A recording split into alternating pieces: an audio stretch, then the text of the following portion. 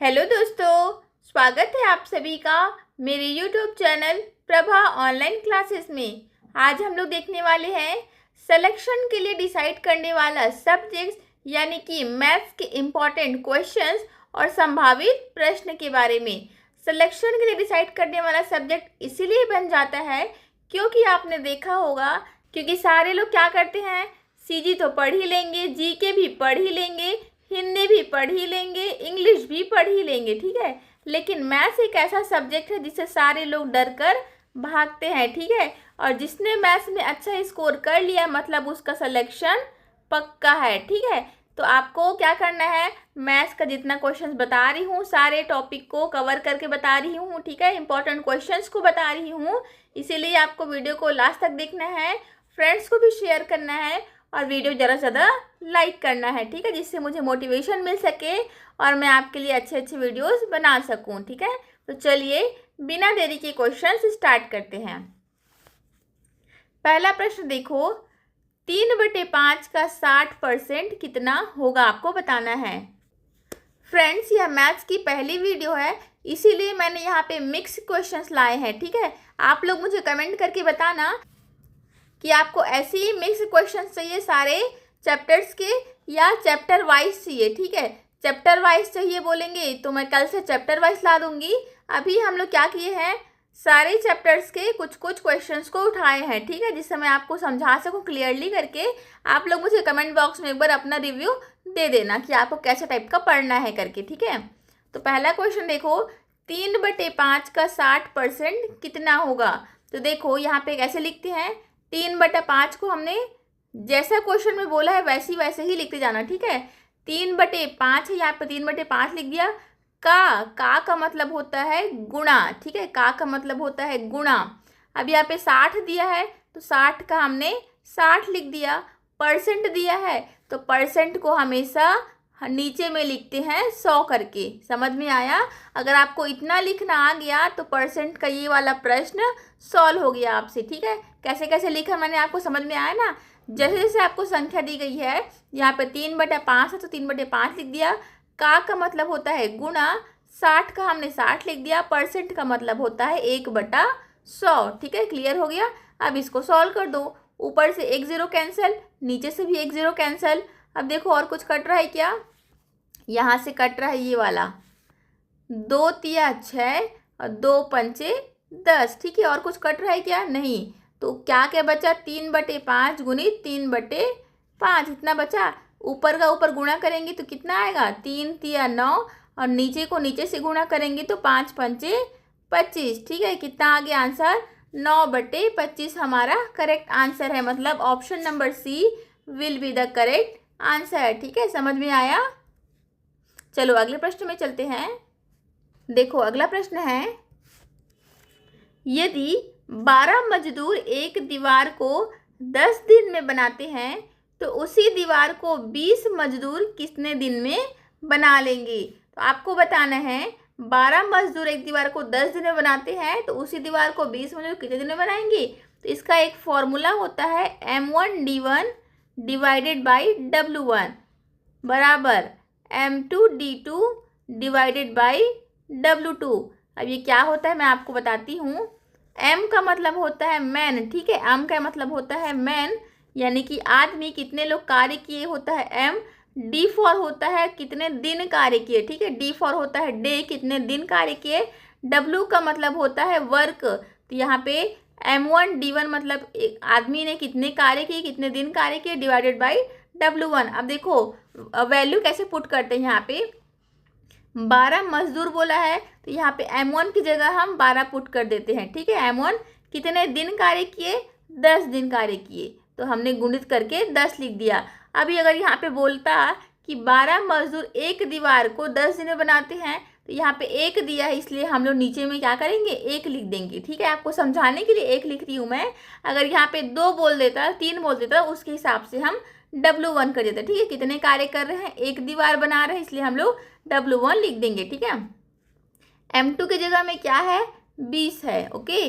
और D2 के जगह में हमको निकालना है, D2 हमको निकालना है। तो मान लो x दिन में काम करते हैं, हमने मान लिया, डिवाइडेड बाय W2 मतलब इसको भी वर्क एक कर लेते हैं क्योंकि एक ही दीवार बना रहा है। अब देखो ये तो एकदम इजी हो गया, यहाँ से एक जीरो कैंसिल और यहाँ से भी एक जीरो कैंसिल, बराबर की आगे पीछे कैंसिल कर सकते हैं, इतना तो आपको पता होगा ना। और यहाँ से 2 एकम 2 और यहाँ से 2 छक्के 12, कितना आ गया 6 बराबर x, मतलब x बराबर 6 दिन। ओके, कितना आ गया x बराबर 6 दिन। कौन सा? Option number A will be the correct answer. ठीक है, आपको खाली ये फॉर्मूला याद रखना है, m1d1 डिवाइडेड बाई w1 बराबर m2d2 डिवाइडेड बाई w2। ठीक है, अगला प्रश्न देखो, ये तो हो गया। अगला प्रश्न देखो, किसी वस्तु का क्रय मूल्य 400 रुपये है और विक्रय मूल्य 460 है, तो लाभ प्रतिशत कितना होगा आपको निकालना है। तो कैसे निकालेंगे इसको? लाभ प्रतिशत बराबर होता है लाभ गुणित 100 डिवाइडेड बाई क्रय मूल्य। क्या होता है? लाभ प्रतिशत बराबर, ये फॉर्मूला होता है लाभ डिवाइडेड बाई क्रय मूल्य गुणित 100%। ठीक है, ये होता है। अब लाभ प्रतिशत हमको निकालना है, मान लो इसको x मान लिए, लाभ कितना दिया है। अब देखो ये कुछ चीज़ें आपको खुद से निकालनी पड़ेंगी ना। अब लाभ कैसे निकालते हैं? तो लाभ कैसे निकालते हैं? विक्रय मूल्य माइनस क्रय मूल्य करेंगे, विक्रय मूल्य माइनस क्रय मूल्य करेंगे तो लाभ निकल जाएगा। तो विक्रय मूल्य कितना दिया है? 460 रुपये और क्रय मूल्य कितना दिया है? 400 रुपये। तो ये हमारा लाभ निकल जाएगा कितना? 60 रुपये का लाभ हुआ। अभी 60 रुपये को हम लोग यहाँ पे वैल्यू में पुट करेंगे तो कितना आएगा? कितना आएगा? लाभ बराबर 60 रुपये था डिवाइडेड बाई क्रय मूल्य क्या था? क्रय मूल्य था हमारे यहाँ पे देखिए 400 रुपये। ठीक है, गुणित 100 कर लेते हैं तो क्या हो जाएगा? यहाँ से एक जीरो, यहाँ से एक जीरो, यहाँ से जीरो, यहाँ से जीरो और कुछ कटेगा, 4 एकम 4 और ये 15। तो क्या आ जाएगा आंसर? x बराबर मतलब लाभ प्रतिशत बराबर आ गया 15%, जो कि है आपका आंसर। कौन सा? Option number A will be the correct answer. ठीक है फ्रेंड्स, रात के 12 बजे मैं आपके लिए वीडियो बनाने बैठी हूँ। ठीक है, तो वीडियो को लाइक शेयर सब्सक्राइब जरूर से करना एक बार, ताकि मुझे मेरी मेहनत को मोटिवेशन मिल सके। ठीक है, और वीडियो कैसे लग रही है, सीरीज़ पसंद आ रही कि नहीं, वह भी कमेंट बॉक्स में बताना।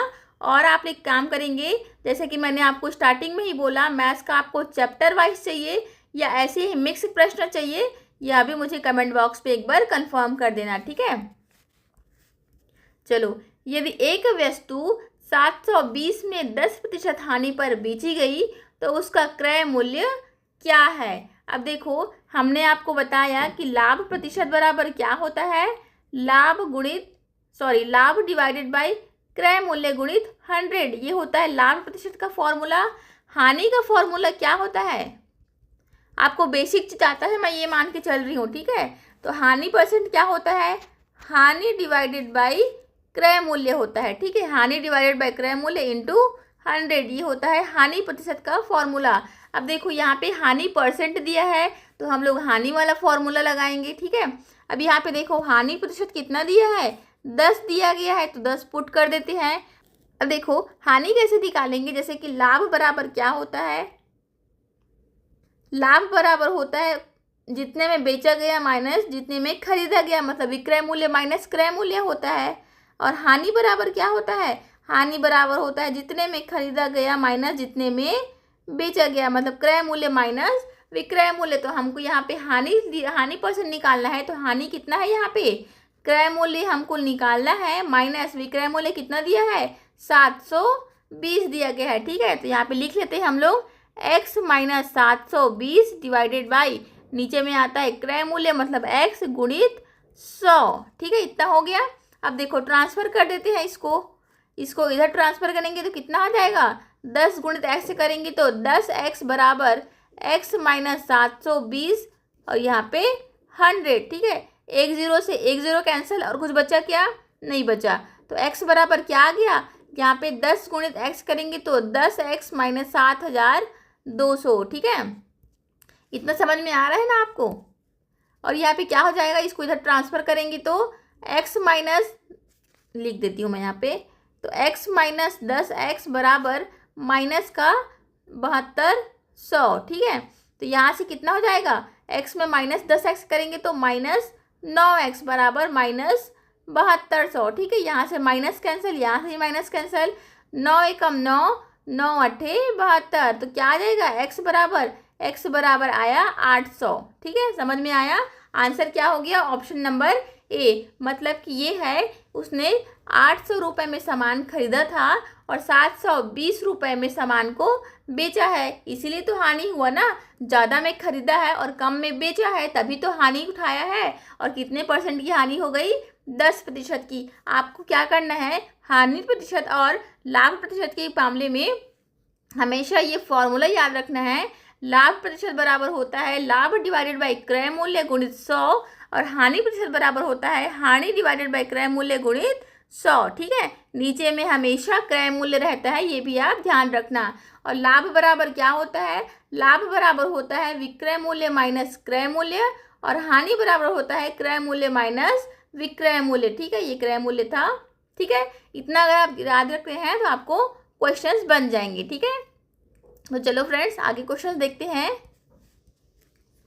0.75 को सरल भिन्न के रूप में लिखिए। तो 0.75 को सरल भिन्न में लिखना है तो कैसे लिखेंगे। सबसे पहले मैं आपको एक एग्जाम्पल बताती हूँ। ठीक है, जैसे कि यहाँ पे 2.5 दिया है, एक एग्जाम्पल है 2.5 दिया है, इसको आपको भिन्न में बदलना है तो कैसे बदलेंगे। तो 25 लिख दिए हम लोग, ये क्या है, अगर यहाँ पे पॉइंट को नहीं देखेंगे तो क्या है, 25 है, तो 25 हमने लिख दिया। डिवाइडेड बाई दशमलव के बाद कितनी संख्या है, दशमलव के बाद एक ही संख्या है, केवल और केवल 5। तो हम क्या करेंगे, एक लिखेंगे, उसके बाद जितनी संख्या है उसमें 0 लगा देंगे। क्या किया मैंने, जैसे यहाँ पे 2.5 दिया गया था तो मैंने क्या किया, इसको भिन्न में बदलने के लिए 25 का 25 लिख दिया, डिवाइड किया, यहाँ पे दशमलव को हटाया, दशमलव के बाद एक ही संख्या थी तो मैंने 1 लिख करके 0 लगा दिया। क्लियर हो गया इतना। अब देखो इसी प्रकार से ये वाला क्वेश्चन को करेंगे। तो 0.75 दिया है तो 0.75 यहाँ पे लिख लिए पहले, डिवाइडेड बाई दशमलव को हटाओ, दशमलव के बाद कितनी संख्या है, 2 संख्या है, 1 और 2, 2 संख्या है ना, 1 लिखे, उसके बाद 2 0 लगा दिए। ठीक है, दशमलव के बाद जितनी संख्या होगी हमको 0 लगा देना है। तो ये हो गया हमारा। अब देखो इस 0 का तो कोई मतलब ही नहीं है, तो क्या आ गया, पूरा पूरा 75/100 आ गया। अब देखो इसको कैंसिल कर सकते हैं, 25 तिया 75, 25 चौक 100, कितना आ गया answer, 3/4 will be the correct answer. कौन सा, ऑप्शन नंबर सी। ठीक है, दशमलव के बाद कितनी संख्या दी गई है यह आपको निकालना है और हमेशा सिंप्लीफिकेशन मेथड का यूज़ करना है, मतलब कितना जितना ज़्यादा हो सके आपको सिंप्लीफाई करके आंसर निकालना है। ठीक है, देखो घातांक वाले प्रश्न आ गए हैं, 5 की पावर 3 और 5 की पावर 2। देखो कैसे सॉल्व करते हैं। 5 की पावर 3 है तो यहाँ पे 3 है यहाँ पे, इसलिए इसको 5 को 3 बार लिख दिए। ठीक है, 3 लिया था घातांक में, इसलिए 5 को 3 बार लिख दिए, गुणित 5 की पावर 2 है मतलब 5 को 2 बार लिख देंगे, बस इतना ही काम था।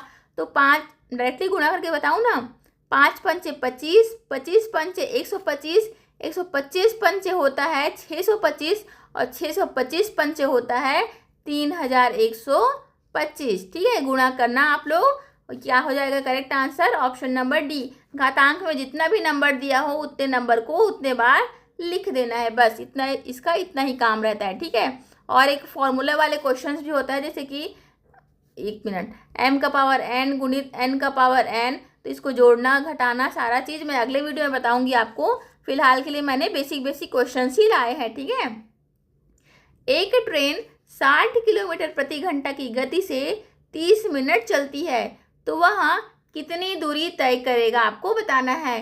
तो 60 किलोमीटर प्रति घंटा की तरफ से चल रही है तो कितनी दूरी तय करेगी। तो देखो सबसे पहले तो आपको फॉर्मूला पता होना चाहिए, चाल बराबर होता है दूरी बटे समय। चाल बराबर क्या होता है, दूरी बटे समय होता है। अब हमको निकालना है ये दूरी, तो दूरी को मान लेते हैं हम लोग x डिवाइडेड बाई समय कितना दिया है, 30 मिनट का समय दिया गया है। ठीक है, अब यहाँ पे ये मिनट है और ये घंटे में है, देख रहे हैं आप लोग, यूनिट को देखना, किलोमीटर प्रति घंटा है और 30 मिनट है। तो अलग अलग यूनिट रखने से काम नहीं चलेगा, यूनिट हमेशा सेम होना चाहिए। चाहे सबको मिनट में कन्वर्ट कर दो या सबको घंटे में कन्वर्ट कर दो। तो हम क्या करेंगे, इस 30 मिनट को घंटे में कन्वर्ट करेंगे। तो कैसे करेंगे, जैसे 30 मिनट दिया है, इसको घंटे में कन्वर्ट करने के लिए हमें क्या करना पड़ेगा, 60 करना पड़ेगा। ठीक है, 60 से भाग देना पड़ेगा, जिससे क्या हो जाएगा, यहाँ घंटे में परिवर्तित हो जाएगा।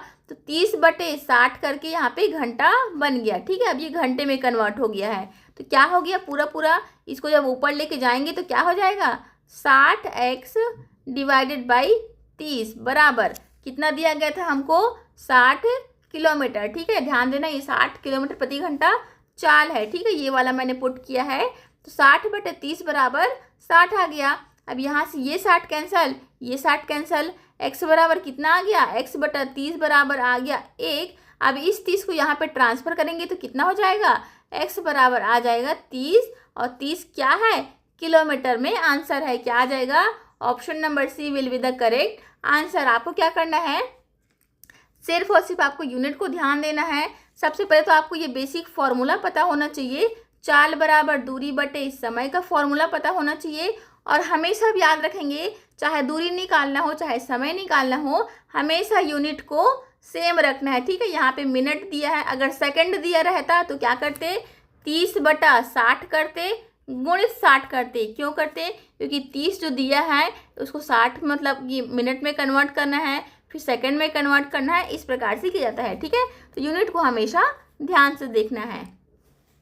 ये वाले प्रश्न आ गए, ए अकेले 20 दिन में काम करता है, बी अकेले 30 दिन में करता है। तो ए और बी मिलकर काम कितने दिन में पूरा करेंगे, आपको बताना है। तो देखो, ए का एक दिन का काम कितना हो जाएगा, ए का एक दिन का काम। ठीक है, एक दिन का काम कितना हो जाएगा, यहाँ पे देखो कैसे लिखते हैं इसको, जितना भी दिन आपको दिया है उसको उल्टा कर देंगे तो काम निकल जाता है, 1/20 काम। ठीक है, क्या बोला मैंने, ए का एक दिन का काम कितना हो जाएगा, एक दिन का काम है। ठीक है, कितना हो जाएगा, जितना भी दिन उसने काम किया है उसको उल्टा लिख देंगे तो वह काम में कन्वर्ट हो जाता है। ठीक है, तो 1/20 आ गया।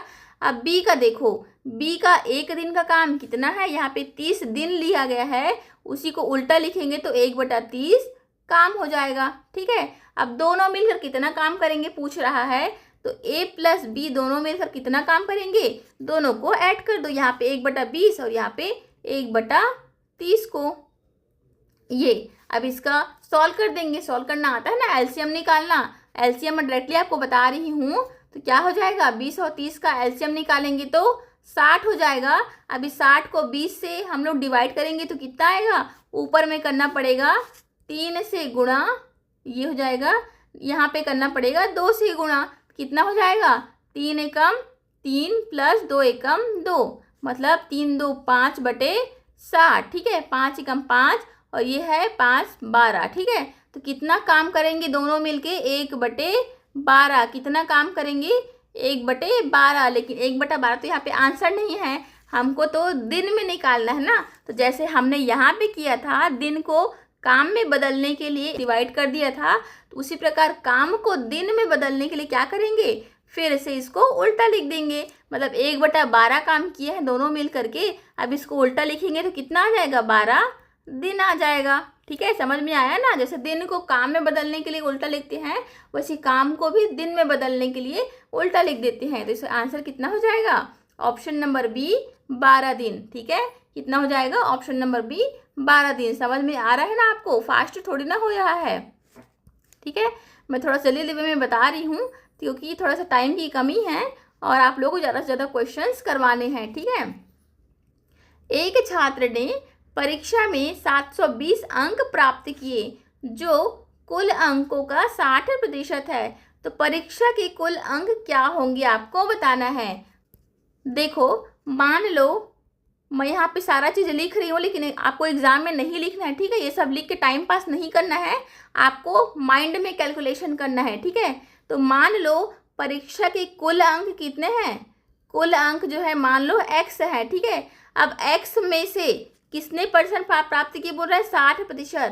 तो x का अगर हम लोग मतलब कुल अंक का 60% अगर हम लोग निकालेंगे तो कितना आता है बोल रहा है 720 आता है बोल रहा है। अगर आपने इतना लिख लिया तो बस आपका आंसर आ गया, समझ लो। कैसे किया हमने, कुल अंक था, मान लो x था, उसमें से 60% पाया है उसने, है ना, 60% अंक अर्जित किया है। अब 60% को कैसे लिखते हैं, 60 डिवाइडेड बाई 100 लिखते हैं। अब कितना है 60% 720 के बराबर है, ठीक है। अब इसको सॉल्व कर देंगे, यहाँ से एक जीरो कैंसल और 6 एकम 6, 6 एकम 6, 6 दूनी 12 और 0, ठीक है। x बराबर कितना आ गया, इस 10 को यहाँ ट्रांसफर करेंगे तो 120 गुनी 10 बराबर 1200 आ गया, ठीक है। कितना आ गया, टोटल अंक आ गया हमारा 1200। कितना आया, 1200। Option number C will be the correct answer. कैसे लिखा हमने, कुल अंक का 60% प्राप्त किया है बोल रहा है, तो कुल अंक 100 था, उसका 60% निकाल दिए और वहाँ कितने अंक के बराबर था, 720 अंक के बराबर था। तो बस ये इक्वेशन लिखना आना चाहिए परसेंटेज में, बाकी प्रॉब्लम सॉल्व हो जाते हैं, ठीक है। अगला प्रश्न देखिए, 4000 रुपये पर 2 वर्ष में 5% वार्षिक दर से साधारण ब्याज कितना होगा, आपको निकालना है। तो देखो इसका फॉर्मूला क्या होता है, साधारण ब्याज बराबर होता है P into R into T divided by 100, मतलब मूलधन गुणित दर गुणित समय बटा 100, ठीक है। ध्यान से सुनना, ब्याज हमको निकालना, साधारण ब्याज बराबर हमको निकालना है। तो मूलधन कितना दिया है, मूलधन यहाँ पे 4000 रुपये दिया है, गुणित रेट कितना दिया है, रेट मतलब दर दिया हमको 5%, समय कितना दिया है 2, ठीक है, डिवाइडेड बाई 100। बस इतना लिखना था, बस आपका आंसर आ गया। एक जीरो से एक जीरो कैंसल, एक जीरो से एक जीरो कैंसल, कितना हुआ 40 गुणित 5 गुणित 2, तो 5 दूनी 10 और 10 गुणित 40 करेंगे तो कितना आ जाएगा 400। साधारण ब्याज कितना आ गया 400 रुपये। कौन सा, option number C will be the correct answer, ठीक है। ये वाला फॉर्मूला बस ये आपको याद रखना है और उसमें पुट कर देना है। साधारण ब्याज बराबर होता है मूलधन गुणित दर गुणित समय बटा 100, ठीक है। 780 को ABC में 2:3:4 के अनुपात में बांटा जाता है, तो C का हिस्सा कितना होगा आपको निकालना है। तो देखो इस प्रकार के प्रश्न को सॉल्व करने का ट्रिक बताती हूँ। 2:3:4 है, ठीक है। अब यहाँ पे अनुपात दिया है, अब इसको नॉर्मल संख्या में लिखने के लिए क्या करेंगे हम लोग, x लगा देंगे, ठीक है। सब में x को गुणा कर देंगे तो क्या हो जाएगा 2x 3x और 4x। अब ये संख्या बन गई, पहले अनुपात में था ना, अब यहाँ संख्या बन गई है। अब क्या बोल रहा है 780 को बांटना है तीनों में, तो तीनों का टोटल मिला जुला हिस्सा कितना है बोल रहा है 780 है बोल रहा है। अब यहाँ पे गुण सबको ऐड कर देते हैं तो कितना आएगा 4 3 7, 7 2 9, तो 9x बराबर कितना आया है 780। ये 783 है ना, ये प्रश्न गलत लिखा गया है, 783 है। ये कितना हो जाएगा, एक सेकेंड, है ना, ये हो जाएगा 783 है, ठीक है। ये अब यहाँ से भाग करेंगे तो x बराबर कितना हो जाएगा 783 बटे 9 करेंगे, 9 एकम 9, 9 अट्ठे 72 और ये 6 है तो 9 सत्ते 63। x बराबर कितना आ गया, x बराबर आ गया 87 रुपये। हमको निकालना क्या है, c का हिस्सा निकालना है, और c का हिस्सा कितना था 4x था, तो यहाँ पे देखो 4x था, तो हमको c का हिस्सा निकालना है। तो क्या हो जाएगा 4 गुणित x का मान कितना आया है 87 रुपये आया है, इसलिए 4 गुणित 87 करेंगे तो कितना आएगा 7 चौक 28 और ये 2 8 चौक 32 और 2 34, 348 रुपये सी का हिस्सा आ गया, ठीक है। ऑप्शन दिया है क्या, नहीं दिया है क्योंकि क्वेश्चन थोड़ा सा गलत हो गया था। तो निकालना कैसे वो समझ में आ गया ना। अगर आपको बी का हिस्सा बोला गया था, मान लो बी का हिस्सा बोलते तो क्या निकालते हम लोग, एक्स के वैल्यू तो निकल गया था और 3x निकालते, ठीक है। जैसे अभी हम लोग सी का हिस्सा निकालना था इसलिए 4x किए हैं, और बी का हिस्सा निकालना होता तो 3x करते, ठीक है। और कैसे करना था, क्योंकि यहाँ पे अनुपात को हटाना है इसीलिए हम लोग x को गुणा करके सारे को प्लस कर दिए हैं, ठीक है। क्लियर हो गया। चलो आज का लास्ट प्रश्न देखते हैं। और ये बहुत ही इम्पोर्टेंट प्रश्न है, व्यापम ये प्रश्न पूछता ही है। ठीक है, तो दो संख्याओं का गुणनफल 1800 है और उनका HCF जो है वह 30 है, तो LCM कितना होगा आपको निकालना है। तो इसका फॉर्मूला होता है LCM इंटू HCF बराबर पहली संख्या गुणित दूसरी संख्या। एकदम इम्पॉर्टेंट फॉर्मूला है, इम्पॉर्टेंट स्टार मार्क करके रख लेंगे। ठीक है, इसका फॉर्मूला क्या था, LCM इंटू HCF बराबर पहली संख्या गुणित दूसरी संख्या। अब देखो दो संख्याओं का गुणनफल हमको दिया ही है, कितना है 18 है, मतलब दोनों का गुणनफल हमको पहले ही दे दिया है 1800। ठीक है, LCM कितना है वही हमको निकालना है। मान लो x है, HCF कितना है 30 है। ठीक है, इतना लिख लिया, फिर हो गया आपका आंसर आ गया। 0 से 0 कैंसल, 3 एकम 3, 3 छक्के 18, x बराबर कितना आ गया 60। यही आपका क्या है LCM है और यही आपका आंसर है। क्या किया हमने, ये फॉर्मूला याद रखा था, LCM इंटू HCF बराबर पहली संख्या गुणित दूसरी संख्या। जैसे जैसे हमको क्वेश्चन में बोला है वैसी वैसी हमने वैल्यू पुट कर दिया है। ठीक है फ्रेंड्स, यह मैथ्स की पहली क्लास थी इसलिए मैंने मिक्स प्रश्न लाए थे। आपको वीडियो कैसी लगी कमेंट बॉक्स में ज़रूर से बताना। साथ ही अगर आपको चैप्टर वाइज चाहिए तो चैप्टर वाइज भी मैं ला दूंगी आपको। ठीक है, तो आप लोग मुझे कमेंट करके एक बार ज़रूर से बता दिया करिए कि आपको किस प्रकार के प्रश्न देखने हैं। ठीक है, तो चलिए मिलते हैं अगली वीडियो में। वीडियो लास्ट देखने के लिए बहुत बहुत धन्यवाद।